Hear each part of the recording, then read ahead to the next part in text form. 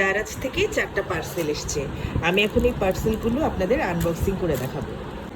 মার্টিনের বার্থডে খুব সামনে, তাই আমি মাল্টি কালারের বার্থডে বেলুনসগুলো অর্ডার করেছিলাম।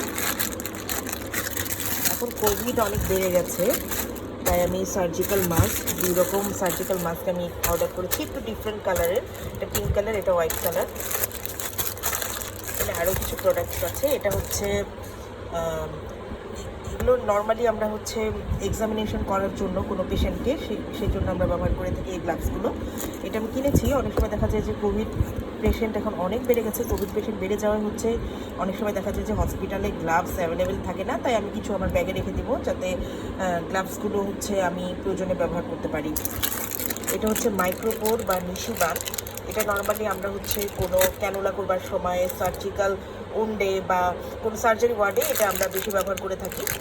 কিন্তু এটা দেখা যায় কি মাস্ক অনেক সময় পরার পরও না একটু আশেপাশে একটু ফাঁকা জায়গা থেকে যায়, তখন হচ্ছে সেই জায়গাগুলোকে কভার করার জন্য হসপিটালে আমরা এটা পড়ি এক্সট্রা একটা সেফটি মেজার হিসাবে। যাই হোক, আজ এতটুকুই। আল্লাহ হাফেজ।